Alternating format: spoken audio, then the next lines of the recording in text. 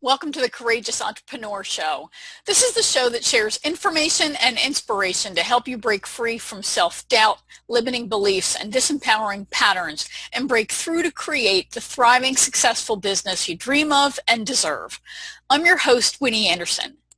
I interview entrepreneurs who've overcome amazing challenges to create success on their terms, and experts who share insight and practical information that can help you get past your blocks and move forward with courage, confidence, and clarity.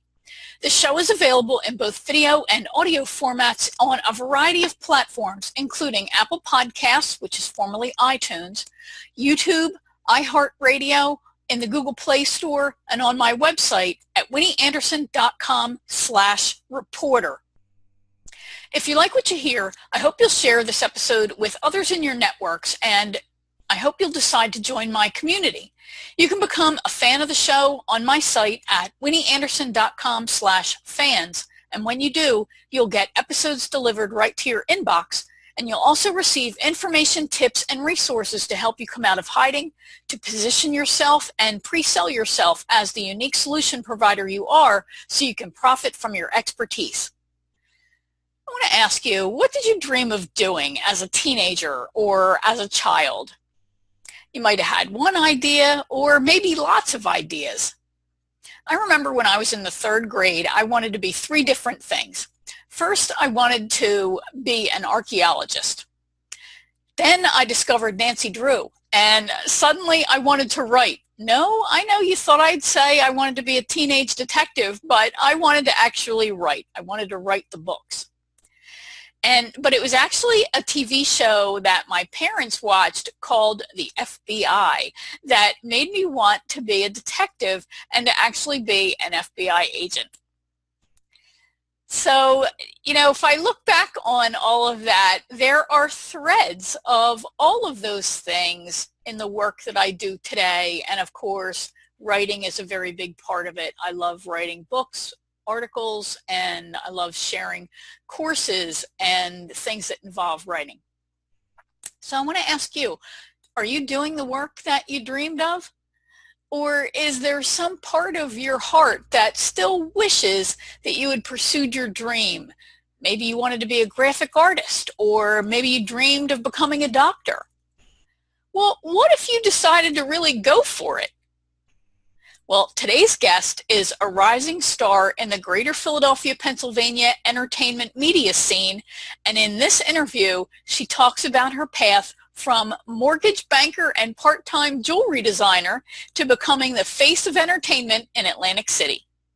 Whitney Ullman is an on-air personality and freelance entertainment reporter whose interviews and video footage have been featured on all the major social media channels, and they've also been featured on local and national TV, radio, and web platforms. She's a featured contributor to Fox 29's Good Day Philadelphia. She's president and founder of WIN, W-I-N, Promotions and Consulting. The services they provide include video production, talent staffing, including promotional models, and public relations. So listen in to this interview as Whitney shares how she got started in entertainment, why she decided acting wasn't really for her, why she gave up on pursuing her dream full-time, how she leveraged a few opportunities into getting her foot in the door in the entertainment industry, how she managed to keep moving forward when things weren't going her way, the money scam she discovered, and how she helped break it up, and her tips for making things happen in your business or career. Now, as always, listen in all the way to the end, where I'll share your cocktail exercise and action step for this episode. All right, so welcome, Whitney. I'm so excited to talk to you. It's actually been years, I think, since we've talked live, so this is really exciting. Yes. And it's been so much fun watching you and where things have gone for you since we first met, and especially the last few years, you've really taken off. You have really become this up-and-coming entertainment reporter, and I think of you as really the face of Atlantic City now. I don't know if that was your intention, but that's how I see you. So can you talk about, because I know this wasn't always your path, right? Right. So when we first met way back when, you were the head of a local association that we both belong to. So Yeah. can you talk about when did you exactly decide that you were going to pursue a career in entertainment and that you really wanted to be in journalism? Well, how much time do we have, Winnie? I mean, the truth of the matter is being in entertainment was my passion for a long time, but I wasn't afforded that opportunity throughout my life because I always had to work to support myself. So I never had the opportunity to go to NBC and intern in New York and just run around and, figure out how I wanted to be in entertainment.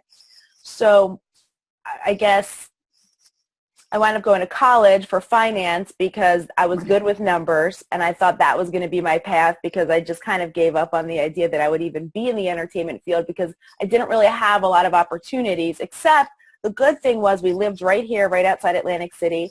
So whenever there was a casting or a movie or a commercial or something happening here, I would always try to get in, and most times I did.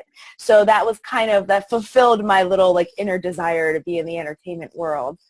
And then it wasn't until I met my husband, really, who, thankfully at the time, when I met him, I was in school full time. I was waitressing, and I was also had another job too on the side, and I was taking acting courses on Sundays. So I was always very busy, always working, never really had time.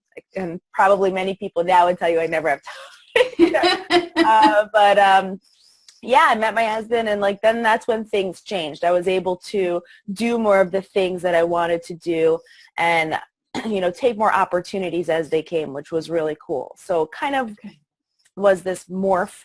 And also what happened was back in 2008, I was honored with the top 40 under 40. Mm-hmm. And that was such for me a turning point, even though some people think it's maybe not the greatest thing. I thought it was amazing. I couldn't believe it. And I was honored with that. And at the time, that's when I had met you, and I was president of the New Jersey Association of Women Business Owners for Atlantic and Cape May counties. And at that time, when I won the top 40, the group who put that on was the Greater Atlantic City JCs, which was the junior chamber. And the woman running that was like, hey, listen, we need a young person we need someone under 40 to keep this going. You'd be so perfect. Would you mind doing this? And I made the decision to step down from Najabo and move over to the JCs.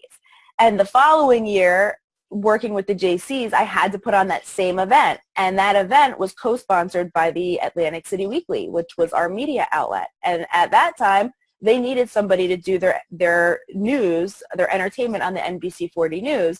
So I auditioned, and then I got the part. So that's kind of where my morph went from being the mortgage jewelry girl to entertainment.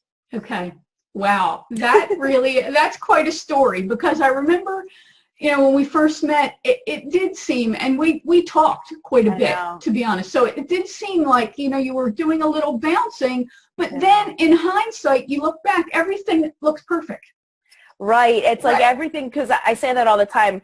You and everybody, I mean, you weren't unique. I mean, a lot of people, I don't want to say were judging me, but I think a lot of people were confused with what I did. And everyone, it's not like people didn't like me. Everyone liked me and wanted to be around me, but nobody knew what I was doing, And it took me a while, because I'm still like that. I still have all these ideas. I still want to do everything. I'm just an idea person, and it's just the way I am, and I can't help it. And, some people don't understand it.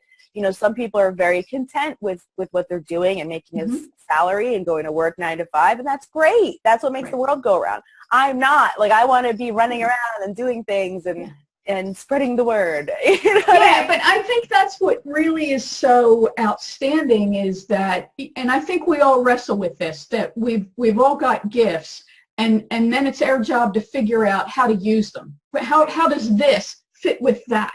And I think that the more focused and the more you stepped into these opportunities and really took advantage of them. I mean, there are plenty of other people who were named top 40 under 40, and you don't see them doing the kind of things that you're doing. So I think that it's having this passion in your heart and then constantly chipping away at the opportunity and then stepping into every bigger opportunity that you were given and that came your way. I think that is really what is so impressive and powerful for you. And it's been incredible to watch it. It really has been. It's been a lot of fun to watch it, and you're tremendously prolific on social media, which is awesome, because it's a great way for you then to leverage that presence. But Right. it's great as the voyeur to be able to watch your successes and your triumphs. So that's really awesome. So, okay, so you started to step into these opportunities, and you when you started doing the news, right, that was an actual job, correct? You like you said, you auditioned and you got it, or were you considered a freelancer? You know, how does the business work? Freelancer, yeah. I still am a freelancer. I'm very lucky that I'm able to do that. I know that was one of your questions that you had told me. Yeah. So I was thinking about it because, yes, it was freelance. I did not work for the news station. I worked with AC Weekly, and it was their segment that they sponsored on that program.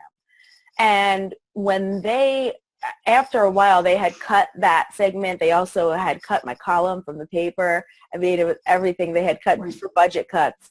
And I was devastated. I'm not going to lie. Like, I really thought, like, wow, you know, like, how could you do that? You know, I'm like trying to be out there, and I'm, you know, a face, and I'm trying to, you know, of course, you know, promote Atlantic City, do all these positive things. And then it was good for me too, because I was able to get the experience in the entertainment world. And I don't know, I just thought it was such a great fit, and I was devastated. And especially when you see all the money that comes into these places, and then they can't afford to give you a few $100s, like that just always bothered me. I can't believe I'm saying this now. No, and I think it's true though, because, you know, so many businesses in general, let's just put it out there, so many businesses in general are short-sighted. And especially in a tough economy, because we've been in this recession for, it feels like forever. But you've got a business will then have a knee-jerk reaction to cut the budget. Of course. And what do? They cut marketing, which is ridiculous, because you actually need to spend more on marketing than to be able to attract more people. So yeah, that's a head scratcher for me too. And it is devastating. I've had similar things happen, and it's crushing. Yeah. And it's like, you know, how are they determining the value of something? You know, they'd rather have X versus Y, and it's like, why? You know what I mean? Like, what was more advantageous for them? But that was so many years ago. And, you know, sometimes things happen for a reason. And that's kind of how, you know, you start learning, you start figuring out new ways to do the things that you like to do. And, you know, you kind of play on the old ways that you had and hope that people, you know, jive with you, and it worked out really well. So in that moment, and I've lost jobs that, you know, I thought, this is my dream job. Oh my God, I'm so lucky to even have this. It just, you know, it entertains me to do it, right? And then you lose it. Yeah. At any point, did you think about, all right, I tried, this isn't working, I just need to give up? No. Good. No, you know, I'm just like everybody else. Everyone sees me online, and I'm happy-go-lucky and all this stuff. I have a lot of things I deal with all the time, you know, but I'm just not one of those people where I get depressed and just, you know, close myself off to the world. If I'm, you know, depressed, I usually work through it. I might be a little blue, you know, a couple of days, or, you know, have a lot going on or whatever, but the way I deal with it is different than maybe some people would deal with it. Well, no, I was going to say, you know, when I worked in the mortgage business, I was in at the time when all the companies were closing. The whole economy was going to crap, basically. And I was one of the first companies to close. And at that time, I was devastated, also because the way they did it. I mean, it wasn't like we had time to know. It was the day we came in, they said, all right, guys, something's going down. We don't know what it is. I'm not even kidding. Like, security raided our office and was like, everybody, you can only have one box, pack your stuff, and then you have to leave. You can't come back. I mean, it was like scary to think that could happen to you. And that, I was devastated. I'm like, wow, I'll never, you know, work in the mortgage business again. It was so horrible. And guess what? I wound up getting a job at another place, and it was so much better. I made so much money. It was like the whole thing, my eyes were like opened to all the different opportunities that were out there that I didn't know because I was so focused when I was in the one place. And it's the same thing that happened with entertainment. Yeah. I was devastated when they cut my column, cut me off the NBC, and I was just like, why? And there's a lot of whys. Why didn't NBC say, Whitney, you did such a good job on that. We'd like you to come back. Like, why was that never? It's like, but it's the saying, like, no one's going to knock on your door and no one's going to, like, I'm not going to be home and someone go, hey, Whitney, do you want a job doing something? Yeah. You just have to keep yourself out there. Why did they not call me and say, hey, we'd like to use you for something? I have no idea. I'm perplexed, and now the station's not even there anymore. I don't know, but it's so tough when you're a person that, like, I want to give, I want to be out there. That's where it makes me so happy when I'm on the camera. You know what I mean? Yeah. So why wasn't that opportunity afforded to me? I don't know. Yeah, but and I think that really you're really an example too. You didn't just sit there and think, well, somebody's got to notice me, like you said. Right. You felt bad about it. You worked past it, and you said, well, I'm just going to keep going and taking advantage of these opportunities and making my own kind of luck. And I think that there's a certain level of person that, and I think we all feel this way to a degree, like, I work hard, somebody should notice that I work hard, and I should be rewarded for working hard. But that doesn't always happen, and we've got to recognize that and not worry about what other people are doing and stay true and focused on our path. Exactly. And that's what, at least from the outside looking in, so this is probably interesting on your end to be able to hear what somebody else is seeing and observing. It seems from the outside looking in that you are a very determined person and that you are going to take advantage of every possible opportunity that comes your way. So let's talk a little bit about that, building your presence and being seen and making sure that people are noticing you. Right. What has really been the hardest part of that for? It must be physically exhausting, first of all. Thank God you're young. Yes. I don't know how I do it. I mean, part of it is just putting your head down and saying, I'm going to do it. Yeah. Well, what I do is I just take one day at a time. And it sounds so simple, but, if you start thinking about, oh my God, I got to get this done, I got to do this, I got to do that, all the stuff starts piling in. And that happens to me. It's not like it does. It's happening to me right now. I'm not even going to lie. Right now, I have so many videos I have to edit and get done. And it's like stressing me out. And now I just took a job for today. That's why I had to change our interview time, because I took a job because I'm like, you know what, let me do this too. It's another opportunity, and it's a way to earn some income. And, it's easy to get like that, but what I try to do, and most of the time, and this is what gets me through, is I just do one thing at a time, and you have to start somewhere. If you don't start doing it, then it's never going to finish. Once you start, it's like you finish, and you're like, oh, thank God I finished that. So, The other thing, though, that I think is very inspirational about you is how dedicated you are to your family. And this will actually get me choked up even thinking about it. Oh my God, you're going to make me. Because you are such a great grandchild. You're the work that you do with, and I'm going to say work because, there's a lot of schlepping involved, right? You're very caring about your grandparents. You make sure they're at their appointments. You make sure to take care of them.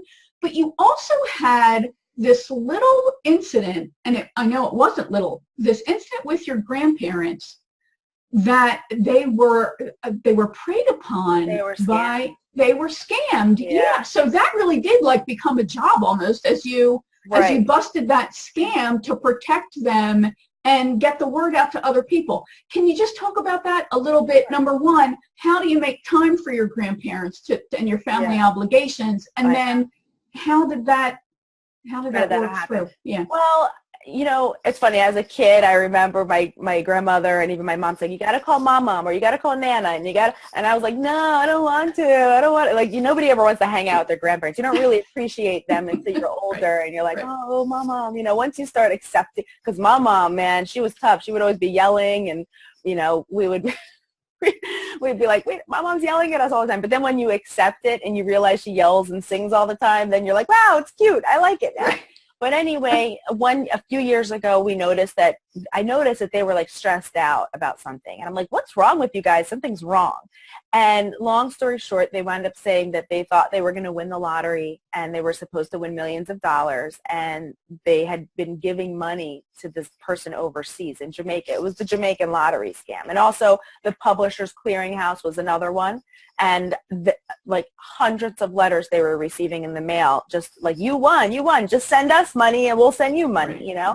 And my grandmother has such a pure heart. Like if you see her notebook, she's like, you know, I'm going to give $1,000 to the bank girl and $1,000 to the supermarket cashier and my nail tech. And it's like, she loved everybody and her intentions were so good. She couldn't wait to help her family and help all these people in her life.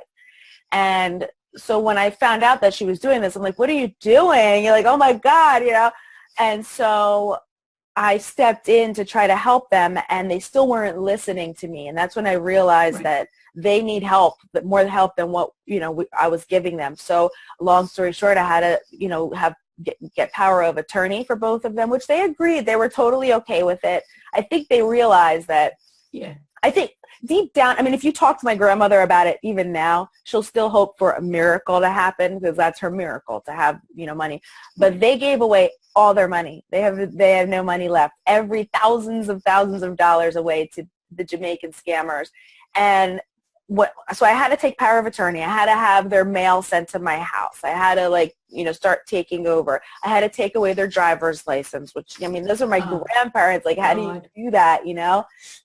You know, but so it wasn't easy. I mean, now, thankfully, I have family members that have stepped in to help take care of them, so that way the burden is not fully placed on me. That's great. Which is nice. So I had, you know, some of my cousins, and now my mom is going to be caretaking for her, which is really, she just retired so she could do this. So it's definitely a family affair, to say the least. But, you know, it's tough because, you know, nothing is fair in life. It's like, what I don't understand, and not to get off on this tangent, but these scam artists take money from old people. They have them send money to P.O. boxes, to actual physical addresses sometimes. Why can't the police do something? Why, if something goes to a P.O. box, why wouldn't you sit there and wait to see who opens that P.O. box? I mean, I would stake it out. Yeah. It's so dumb. It really bothers me so much, and I wish that years ago when I was on city council that I had this passion for helping elderly like I do now, because I feel like I could have made a big difference in that platform, but I didn't know, you know, at the time. Right. Now I'm like, you know, it's a thing, and people don't realize. It is horrible. And do you feel that your work in media gave you any kind of a leg up in breaking that scam, or, you know? Yes, I do. I mean, I contacted my friends at Chasing News, and they did come out and interview both of my grandparents, and it made it, which is a Fox News show. And, you know, I've talked about it before. Unfortunately, now my grandmother's kind of losing it a little bit, and my grandfather, same thing. So it wouldn't be as effective having them on it. I'd like to do more. I'd like to use my resources more to do more, and I think that that will happen. It's just not current, but it's on my mind always. It's something I think we should really get the word out there about. What do you think has really been the hardest part of you making this career in entertainment, and other than just the physical exhaustion? I know. What has it been?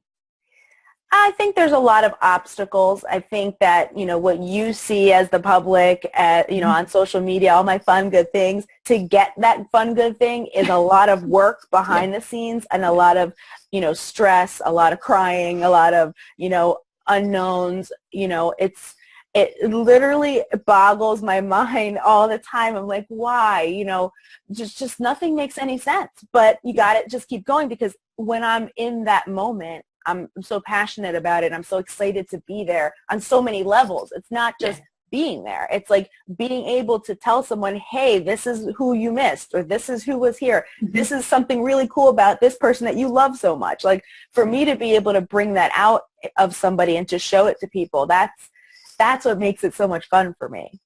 That's great. You know, and it's tough too, because listen, there's a million people that want to be a reporter. There's a million people that are just graduated college just now, you know, that want to be in this field. I feel very lucky and thankful that, you know, that I was able to be on this path and stay on it for all these years. And to know that, you know, to build a group of supporters and people that I like to be around too is really cool. You start weeding out all the good and the bad, and it's a cool journey to be on.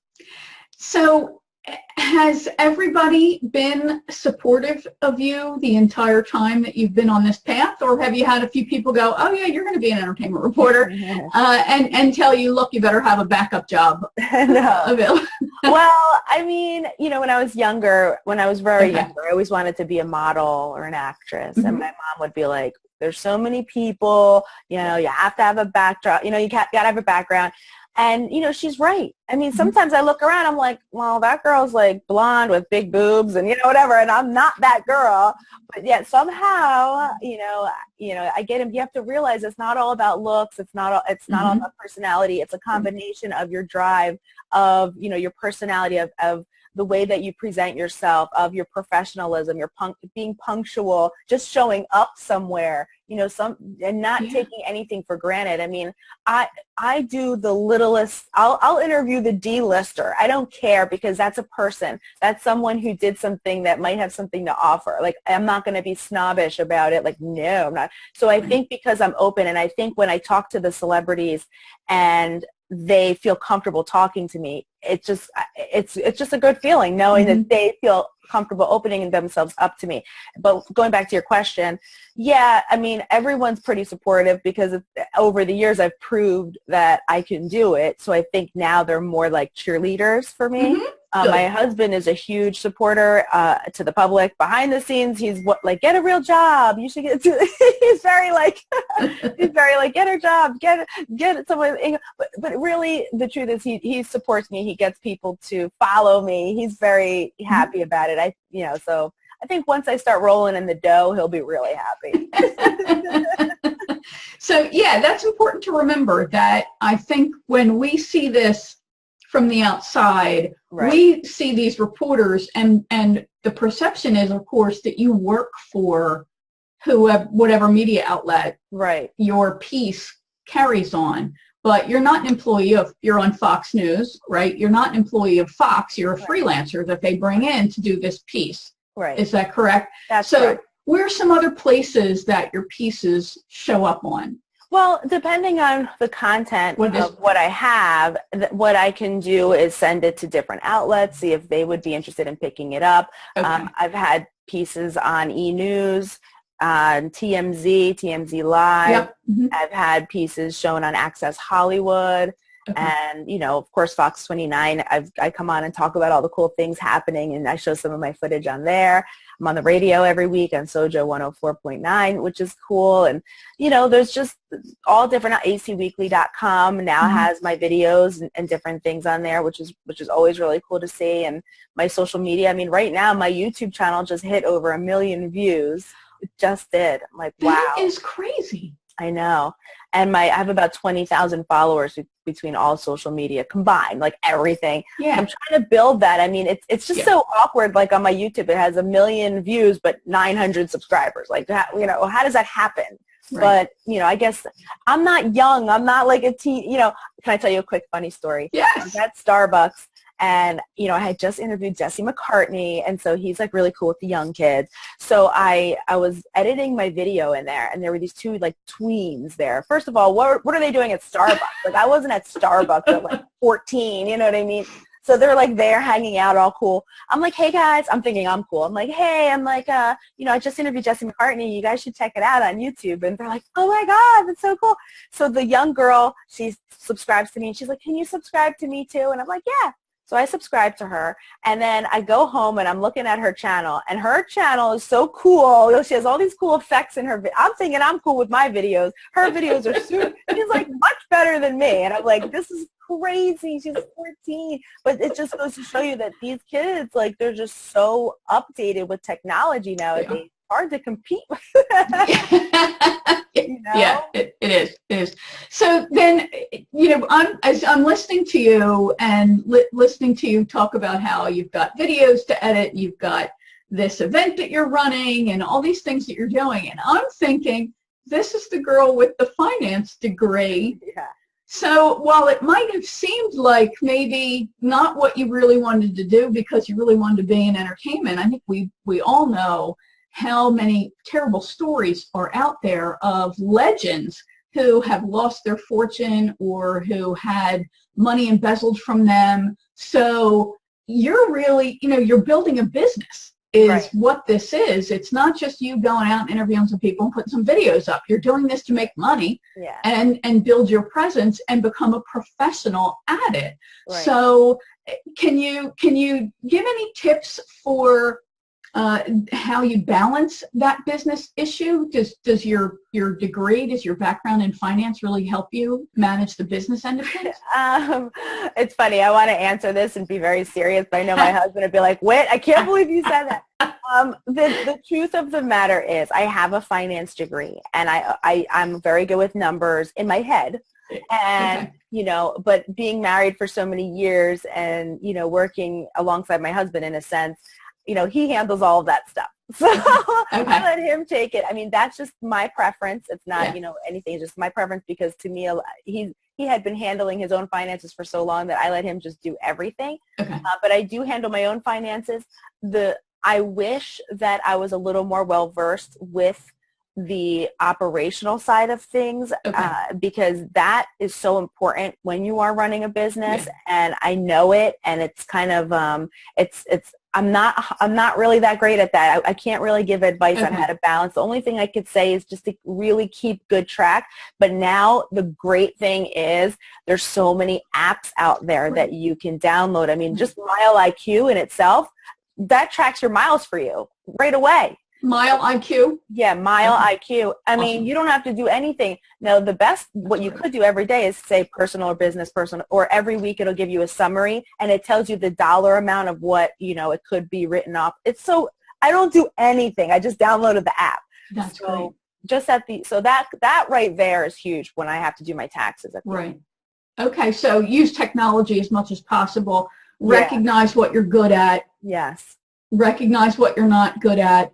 Yes. Get somebody who is incredibly trustworthy to handle your finances and help you with that end. And to that point, I thought I knew everything. I was like, I know how to do this. I know how to do that. And then the truth is, I don't know how to do that. I know what I know, and I know what I want to do. And now you're right. Let's find some strategic partners to help us grow. And that's why everybody makes the world go around. Like, some people don't want to be in camera. They just want to do the payroll every day. Like, that's great. That's who I need. Yeah. So everybody has their role to play. You just Right. have to find those people and be able to trust them. Yeah, and that touches on also that this is not just you in front of the camera.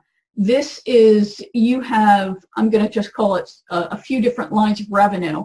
You have the end where you supply the talent for events, right? Models and spokespeople, things like that. What are some of the other things that you do that make up the entire Whitney business, the empire, the Whitney Entertainment Empire? Whitney Empire. I love it. Okay, so like you said, I do have a company. I used to be a promotional model for years. That's what I did, and I loved it. And I would go around and say to people, hey, do you want a free T-shirt? Buy an apple martini, and it was fun. Then over the years, I used to see girls doing the same thing, and they weren't working. They're just, oh, God bless you. Sorry. they're just like standing off to the side or not really working or doing, you know, what they had to do. And I'm like, oh my God, I need to like get some girls together. Anyway, long story short, my lawyer at the time was like, hey, my law firm is having an event. I know that you know, did this before. Do you know any models that you could staff? And I'm like, yeah, I got this. So then all of a sudden I started recruiting and building a business from it.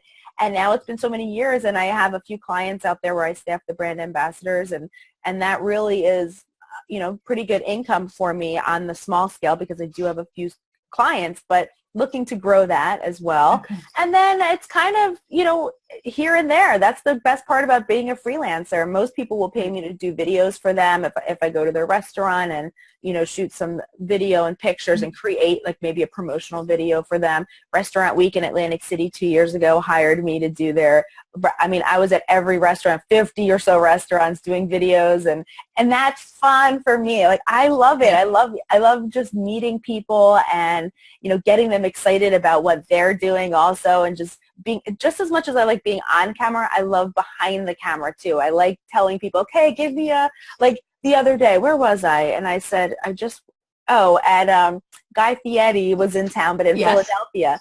And it was really cool because they had all the staff come and do a group photo, and Guy got in the photo with them, and it was really cool.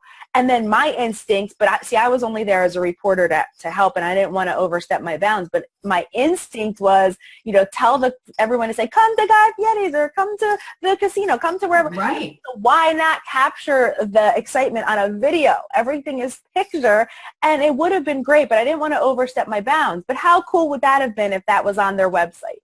You know, so I see things, and when I'm interviewing someone, I'm also in my head like, okay, at 2 minutes in he said this, or 3 minutes this, like these are the key points. I try to keep track of those things, so you just have to have the mind for it.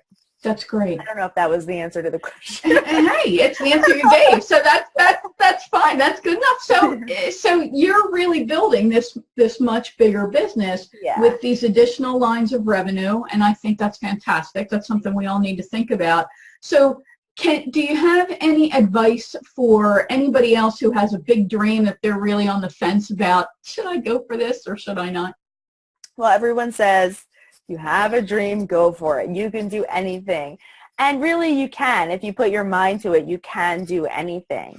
I think that you have to be realistic with yourself. I mean, if you feel, you know, I don't even know what to say, but you have to be realistic of who you are and what your capabilities and abilities are. And I think what happens is so many people are either too aggressive with something that they want, or they're not aggressive enough, or, you know, they're just not the right fit and you're trying to force something. It's like, I always wanted to be an actress. That's what I thought I wanted to do. But it took me over X amount of years to realize I don't want to be an actress. I don't even want to memorize lines. I don't want to be someone else.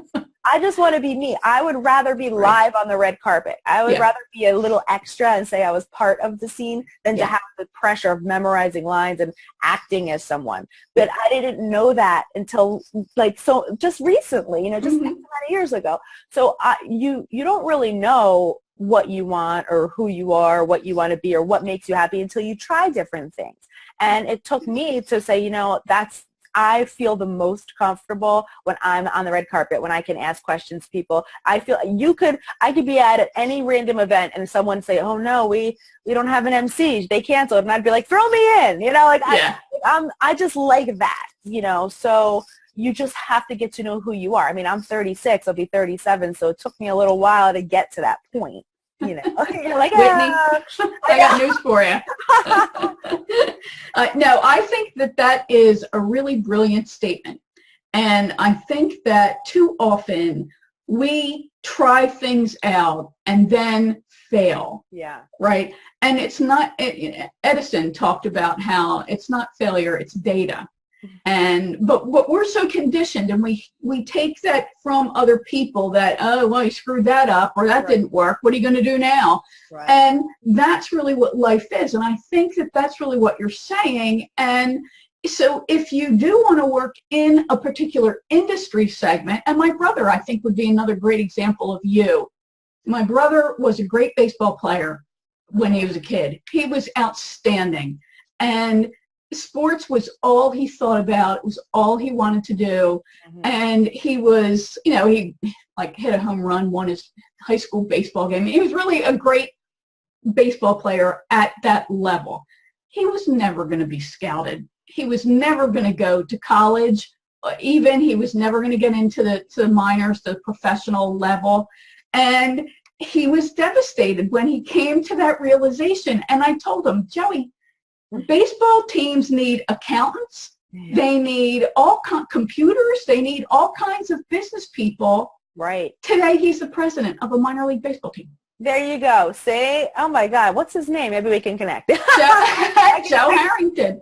Yeah. Joe Harrington. And I think that you're a great example of that. That, yeah, you thought actress, right? Because that's what everybody thinks of when they think of the entertainment industry. But it's then when you start doing some things that you go, oh, it's not actress, it's this. Yes. Just like him. It's not the player, it's the management. It's the marketing. It's the sales. Don't realize. Exactly. Right. Yep, exactly. Yeah. And in today's economy, there is a way for you to build a business in almost any area, in any shape or form. So, I do. I think that's great information. And I just am thrilled that you were able to make time for me at all today. I know how nutty busy you are. And thrilled that you squeezed me in the morning. Well, I'm thrilled that you wanted to interview me. So that's amazing.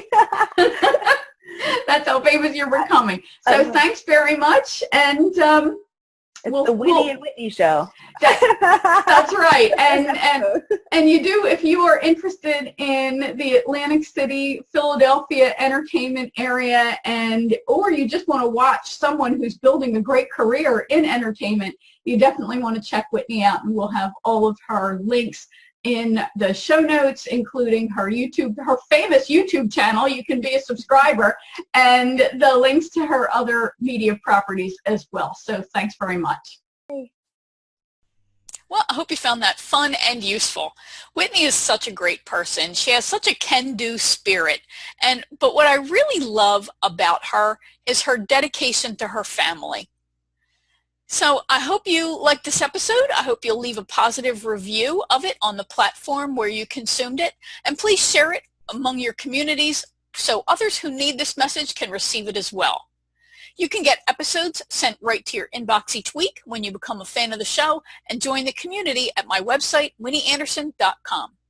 When you do, you'll receive articles, resources, and special offers on courses and other opportunities to help you break free from self-doubt, fear, and disempowering patterns, and break through to create the thriving business you dream of and deserve by positioning and pre-selling yourself as the unique solution provider you are, so you can profit from your expertise.